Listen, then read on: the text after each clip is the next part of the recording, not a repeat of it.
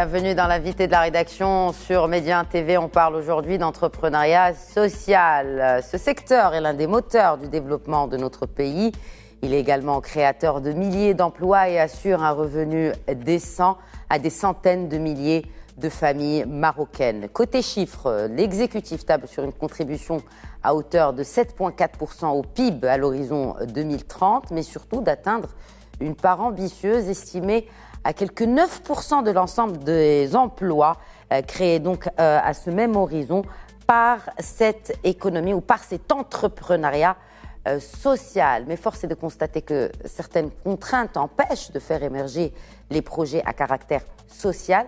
D'abord, il y a le cadre juridique, il y a aussi l'accès au financement, c'est le nerf de la guerre, et même le mindset, la mentalité marocaine qui associe encore et toujours un projet social à une classe sociale défavorisée. Alors comment surmonter ces difficultés ?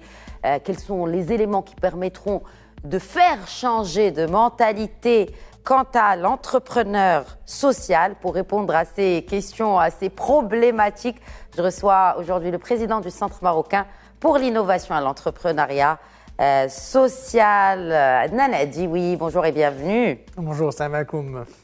Alors, je vais commencer cette entrevue avec cet extrait du discours du trône du souverain, du premier discours du trône du souverain. Je cite, « Si nous avons opté pour l'économie de marché, cela ne signifie pas que nous cherchons à établir une société de marché, mais une économie sociale où se conjuguent efficacité économique et solidarité sociale. » C'était en 1999. Qu'est-ce qui a été fait depuis, Nana Dioui ? Parce que vous êtes aussi, votre autre casquette, vous étiez membre de la commission spéciale chargée du nouveau modèle de développement. Alors, qu'est-ce qui a été acquis ? Parlons des acquis d'abord, après on verra pour les contraintes et les défis. Déjà, je pense que l'acquis principal, c'est que c'est devenu un sujet d'actualité, comme aujourd'hui. Moi, ça fait 15 ans que je travaille dans le domaine.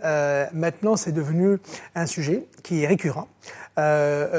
Juste il y a quelques semaines, lors de l'inauguration du Conseil économique, du Conseil supérieur de l'enseignement, les termes innovation sociale, entrepreneuriat social maintenant figurent au moins dans les programmes gouvernementaux. Donc je pense que ça c'est un acquis qui est important, qui montre qu'il y a un début de conscience, premièrement, et de l'intérêt. Ça c'est un niveau. Deuxième niveau, il y a beaucoup d'intérêt de chez les jeunes, notamment, d'avoir des projets qui font de l'impact. Bien sûr, les changements climatiques, les dérèglements, toutes les problématiques qui existent contribuent à ça. Et c'est une tendance internationale, c'est pas juste qu'au Maroc. Mais il y a maintenant beaucoup plus de personnes qui veulent vraiment faire du vrai impact et qui en font un projet de carrière. Troisième élément, il y a quelques lignes qui commencent à bouger un petit peu sur le fait de pouvoir accepter des projets hybrides, que des programmes gouvernementaux soient gérés par des associations. Donc il y a un début. Encore, il y a beaucoup de chemin à faire, mais je dirais bien sûr que si on compare, on est au lieu de 0, maintenant on est à 1. On est à 1 sur une échelle de 10. Ok. Qu'est-ce qui reste à faire alors ? Alors, tu l'as très bien dit, c'est la question du mindset, c'est important. On a beaucoup de travail à faire sur le mindset. On a aussi beaucoup de travail, surtout par rapport à nos voisins, sur les questions de modèle économique, sur les questions de cadre juridique, sur les questions. Alors, tu as parlé du nouveau modèle de développement dans la page 99. C'est écrit noir sur blanc que maintenant l'État peut faire de la délégation de services et de la prestation de services à des acteurs du tiers secteur, notamment des acteurs d'entrepreneuriat social. Ça montre que on peut à la fois faire de l'économie qui répond aux besoins de la société et répond à l'humain. Les problématiques qui sont en relation avec les questions de sécheresse, les questions d'inclusion économique, c'est des secteurs qui sont tellement porteurs pour nos questions-là. Alors par contre, il nous faut à la fois un cadre réglementaire. Par exemple, si on veut faire un projet impact social, en tant qu'entreprise, on doit payer les mêmes taxes qu'une entreprise classique. La loi est-elle toujours en gestation ? Oui, il y a beaucoup de cadres juridiques qui sont en gestation. La loi cadre en gestation. Il y a quelques éléments par-ci par-là. Il y a la question du crowdfunding qui a commencé à être élaborée. Encore, c'est un début, mais le cadre n'est pas encore incitatif pour permettre aux acteurs du tiers secteur. Pourquoi ? Parce qu'il ne couvre pas tous les aspects de crowdfunding. Alors déjà première partie, quand on parle du crowdfunding, c'est beaucoup de dons. Alors le don, on ne peut pas l'imposer. Et on ne peut pas demander à une plateforme de crowdfunding d'avoir... C'est le contraire, normalement, parce que sous d'autres cieux, le don n'est pas imposable. Et il est favorisé. C'est un détournement un peu même par rapport aux obligations fiscales. Ah, mais c'est favorisé. En fait, nous, on a ni ça, ni l'un ni l'autre. Et donc, tout ça, c'est des facteurs. Et je pense que ce qui est important, c'est que beaucoup de projets d'innovation sociale, d'entrepreneuriat social au Maroc n'arrivent pas à grandir, alors qu'ils grandissent sous d'autres cieux. Parce que il y a des problématiques systémiques de trésorerie, d'investissement. On n'a pas au Maroc ce qu'on appelle de l'investissement impact. Déjà, qu'est-ce que c'est? Alors, c'est des investisseurs qui attendent deux choses, qui attendent un retour sur investissement économique et qui attendent un retour sur investissement impact. Et ça, c'est des sujets qui sont tendance au monde entier. Maintenant, il y a des réglementations européennes qui imposent aux entreprises qui veulent investir en bourse d'avoir des cadres ESG et des cadres impact. Tout ça, c'est des choses qui ont encore besoin. Il y a encore beaucoup de travail à faire. Et surtout, et je vais parler de ça, c'est la question de la santé mentale. C'est un sujet d'actualité, mais il faut comprendre que quand on parle d'entrepreneuriat social, c'est que les gens qui sont dans ce domaine, en fait, la vie est dure. Parce qu'ils doivent à la fois assurer, pas juste les 2 bouts, mais les 10 bouts. Ils sont très souvent là, vraiment... Rester debout. Exactement, en plus. C'est la pérennité de leur entreprise aussi qui est en jeu. Et leur pérennité physique. Parce que beaucoup de personnes qui pensent que, en fait, c'est vu que parfois l'État ne fait pas des choses comme il faut, et donc c'est cette personne qui donne ces services-là qui est le premier vis-à-vis. Et donc il y a beaucoup d'efforts. Au Maroc, on est encore très loin sur ces questions-là, et surtout, je vais finir sur la dizaine de projets qui sont en maturité au Maroc. Beaucoup de gens partent à l'étranger parce que le cadre n'est pas incitatif, parce que juridique et mindset aussi.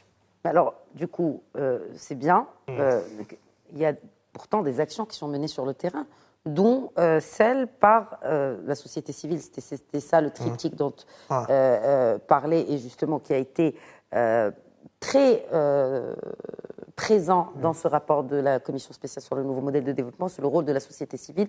Mais il n'est pas suffisant. C'est-à-dire qu'il faut en fait qu'il y ait une collaboration entre l'exécutif, la société civile, mais aussi... le privé. Voilà. Donc aujourd'hui, qui fait quoi pour changer ce mindset? Parce qu'il ne va pas changer tout seul. Je pense qu'il y a une première étape importante qui est au niveau du législatif, au niveau du Parlement. Oui. C'est qu'il y ait une prise de conscience de ces questions-là. Et que, il y a des fois on parle de taxes sur la fortune, l'impôt sur la fortune, la contribution sociale. Dans d'autres pays, les gens, les entreprises, qu'elles soient petites ou grandes, en fait, il faut qu'elles contribuent directement au développement socio-économique. Et donc, il faut qu'on ait au moins 1% de taxes qui partent directement dans des fonds de développement locaux et des fonds impact.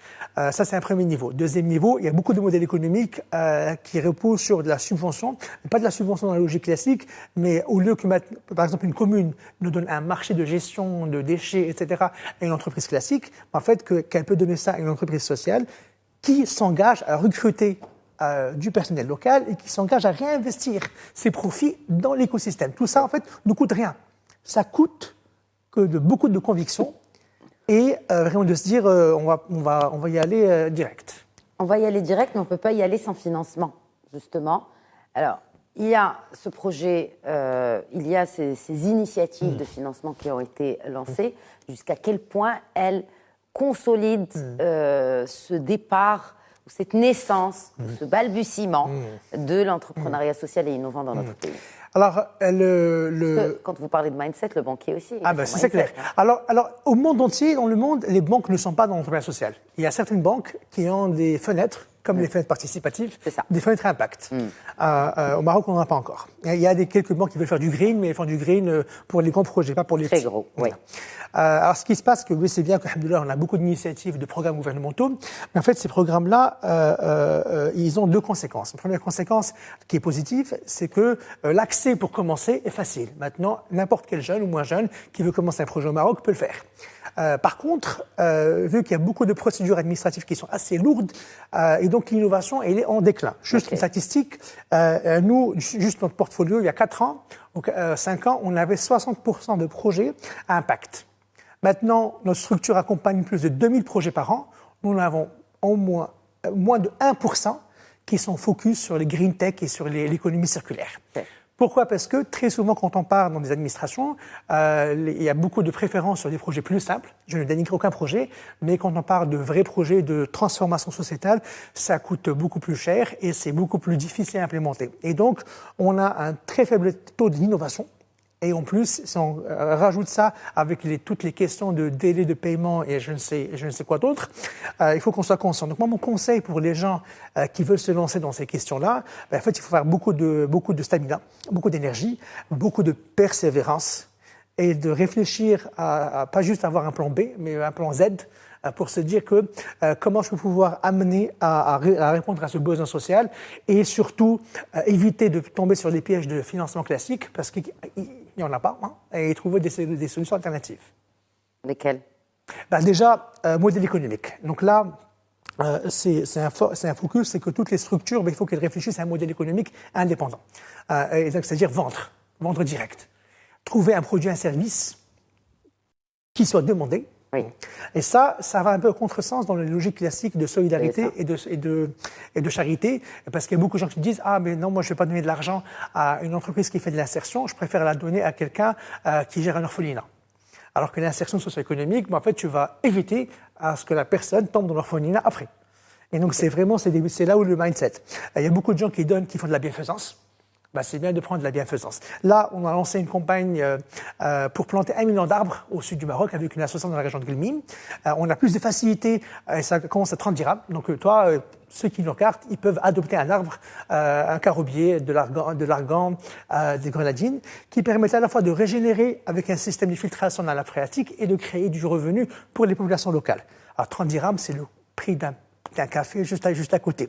Alors le mindset pour convaincre quelqu'un de dire je peux mettre 30 dirhams pour un truc comme ça, nous ça nous coûte en termes de temps et d'énergie 30 fois plus que d'avoir la même conversation avec quelqu'un dans un environnement autre, européen ou américain, où ces questions de solidarité collective sont très simples. Donc un challenge, on peut transformer le pays, mais l'effort du mindset, tu l'as dit, on va jamais en cesser d'en parler, c'est de soutenir les initiatives locales. Et d'aller directement et d'être le premier client. C'est-à-dire la présence dans les régions. Dans les réseaux. Dans les régions. Les régions, dans les réseaux aussi, c'est les deux. Oui. De soutenir les jeunes qui veulent lancer des projets, d'être les premiers clients et d'accepter un petit défaut de qualité au début dans une optique de pouvoir s'améliorer et surtout poser la question, est-ce que ce projet-là crée de l'emploi décent ? Est-ce que ce projet-là respecte les conditions environnementales? Et comment est-ce que ce projet-là, dans le futur, va pouvoir avoir un impact durable sur la société?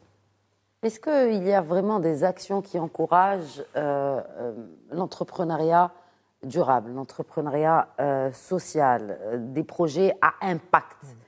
C'est-à-dire, on a parlé de tout cela, le cadre juridique, le financement, mais moi, ma question, elle va vraiment vers ça. Est-ce qu'il y a par exemple, à l'étranger, il y a ce qu'on appelle des compétitions, comme d'ailleurs il y en a une qui se passe en mai au Maroc de Aviram Foundation, qui encourage les startups, mais particulièrement qui utilisent l'innovation à fort impact.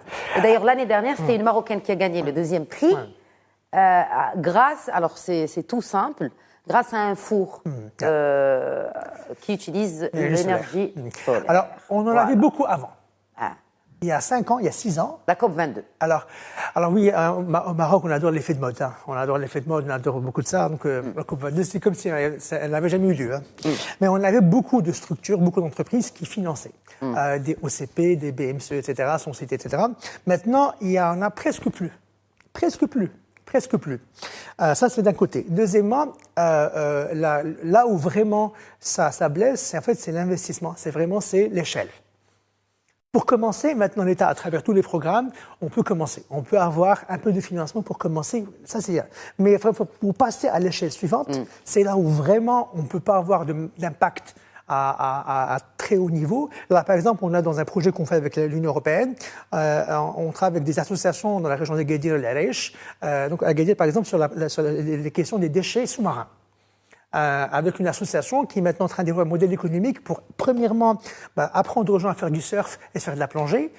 et en collectant des déchets sous-marins et de recycler ces déchets sous-marins pour en créer des produits et des sacs complètement biodégradables. Okay. Et donc, alors ça, on pousse vraiment la réflexion pour qu'elle puisse développer un modèle économique. Quand vous dites nous, c'est une start-up? C'est le MSAS, le Centre pour l'innovation sociale. Donc, en fait, c'est une structure. Voilà. Okay. Donc, nous, c'est notre métier. Hein.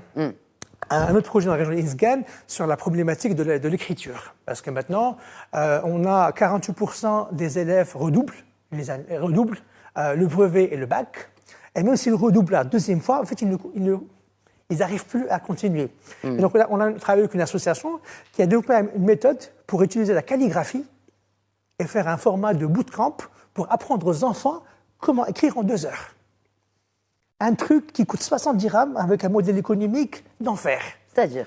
Alors, en fait, ils ont développé un modèle pédagogique qui permet d'utiliser de la calligraphie sous forme de jeu pour apprendre aux enfants à comment écrire. Parce qu'à l'école classique, maintenant, les gens n'arrivent pas à écrire. Et ça, c'est des exemples de sujets qui sont très importants. Mais où est l'innovation? Le modèle économique.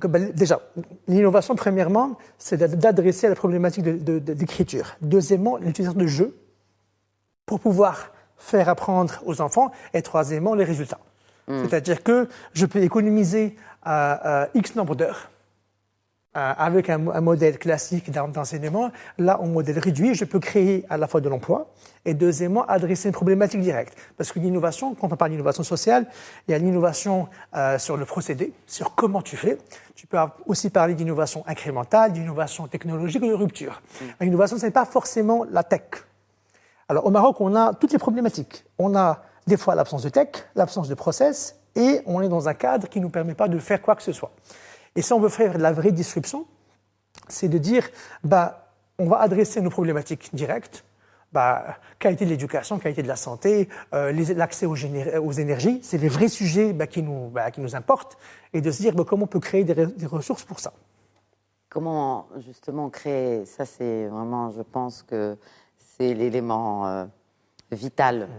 Comment créer cette résilience chez l'entrepreneur? Parce que vous avez parlé de délai de paiement, parce que at the end of the day, il y a des factures à payer. You have to pay them. You have to pay them. Il y a des factures à payer, il y a des traites qui tombent à la fin du mois. Il y a peut-être même, si vous avez des collaborateurs, il faudra leur assurer leur salaire. Comment rester résilient? Alors moi, c'est un trauma que j'ai eu. C'est un personnel trauma que j'ai eu en 2015 où j'avais une équipe où j'avais 40 personnes et j'avais des contrats, mais je n'étais pas payé, les gens n'étaient pas payés. Et c'est vraiment une question de résilience. Et ça, moi, c'est le conseil que je donne à n'importe quelle personne qui veut lancer un projet au Maroc, n'importe lequel. C'est vraiment, il faut avoir une dose de résilience importante et de trouver des manières simples. Alors, notre méthodologie de travail, même avec les associations autres, c'est de réfléchir direct au cash flow. Et ne pas se dire, peut-être il y aura un programme, Inch'Allah, qui va fonctionner, ça ne marche pas. Non, ça ne marche pas. Donc, il faut avoir une bonne trésorerie. Alors, c'est la trésorerie. Trésorerie et avoir des petits pains, des projets et des produits qui vont pouvoir de vendre demain. Et juste par exemple, tous nos programmes d'accompagnement, en fait, les gens doivent vendre avant de finir le programme. Il faut qu'ils vendent. Parce que si quelqu'un n'apprend pas à vendre tout seul directement, il va se dire je vais attendre le business plan, le machin. Des fois, ça ne va pas venir. Et c'est ces questions de résilience-là qui permettent d'avoir une corrélation directe entre j'apprends à vendre de chez moi tout de suite. Et donc, si je vends rapidement, donc il y a quelque chose parce qu'il y a des gens qui achètent. Il y a des crises partout, mais quand il y a des crises, il y a aussi des opportunités. Et donc, Anna, au lieu de, je ne sais pas, d'avoir un produit de substitution qui va coûter Z, il faut que je fasse un truc de Y. Et c'est là où la résilience est importante et l'agilité. Les deux. Résilience et agilité.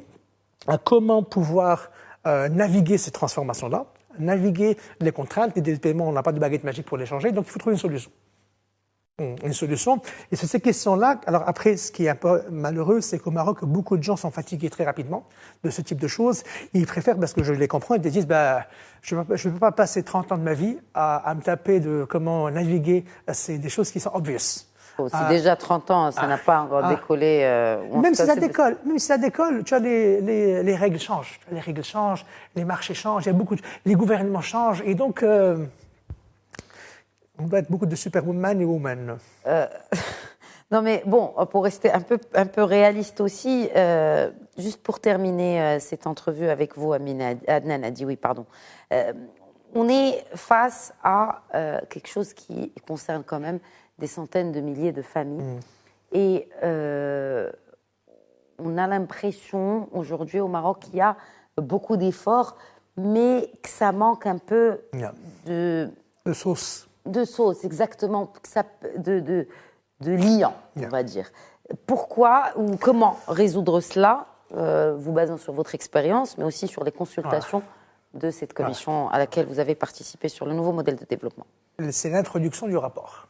L'introduction du rapport est très claire. Ce qui va faire que le Maroc puisse vraiment décoller, c'est il faut qu'on ait ce qu'on appelle de l'approche systémique.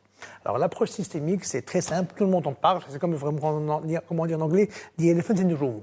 Tout le monde en parle, mais personne ne sait ce que c'est. C'est aller de manière, par exemple, dans un territoire. Une région X, au lieu d'avoir 36 000 agences, 36 000 programmes qui font exactement la même chose, et de prendre tant de consultants. Parler de, par exemple, les séries, quel genre d'agence? Justement, par exemple, on a une région X, tu as les ANAPEC, les séries, les programmes que les régions font, les programmes que les wilayas font, les programmes que les ministères font. Et très souvent, il y a beaucoup de chevauchements entre ça, très souvent. Et ce qui se passe, c'est qu'en fait, ça crée un attentisme différent. Parce qu'après, il y a des citoyens, il y a des gens, il faut se le dire, qui attendent que ces opportunités-là. Donc, ils courent derrière ces opportunités-là. Alors, ce qui se passe, c'est que, par exemple, au Maroc, on a une grosse problématique pour le foncier industriel pour les petits.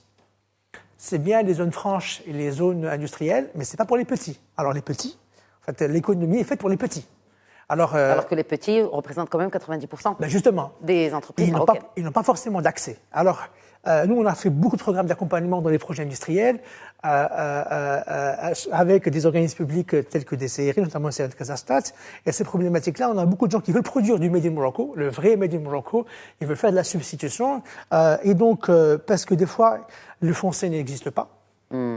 Il n'est pas accessible, ou encore les gens doivent se déplacer de manière très loin, alors que c'est des petites entreprises. Il n'y a pas de bus pour amener les salariés. Exact. Alors, comment faire? C'est très simple. Moi, dans une région X, je commence à adresser mes problématiques directement. Les problématiques, je fais toutes les régions font les PDR, les programmes de développement régionaux. En fait, ces PDR-là, il faut automatiquement faire une translation entre le PDR et le rôle des acteurs. De se dire, j'ai 40% de ma population qui ne sait pas faire 1, 2, 3. En même temps, j'ai un budget X qui me permet de faire 30 000 événements. Ou je fais 30 000 études. Ça, c'est un message qui dérange, mais les moyens sont là. Et c'est même pas le lien, c'est juste... Et dernier message, alors nous, malheureusement ou heureusement, on a beaucoup plus de facilité à travailler avec des partenaires étrangers. Plus facile que des partenaires locaux pour vraiment innover et faire ce type de choses. Et donc le call to action, c'est déjà que chacun déjà de son côté peut contribuer en achetant des produits locaux, en soutenant des produits qui ont des causes, en faisant du volontariat de compétences, en donnant du temps. Si vous êtes dans une situation de decision making, acheteurs, acheteuses, élus, etc., posez la question à votre process, comment on peut faire mieux et comment est-ce qu'on peut impliquer les citoyens et citoyennes dans ce process-là et de se dire, si on a des problèmes, il faut qu'on les résolve nous-mêmes directement. Et on attend beaucoup de cet exécutif pour régler ces problèmes, et notamment sur la base des recommandations du nouveau modèle de développement. Merci Adnan Adioui. Merci Radija. Merci de nous avoir suivis. C'était la séquence invitée de la rédaction. Très bonne suite des programmes.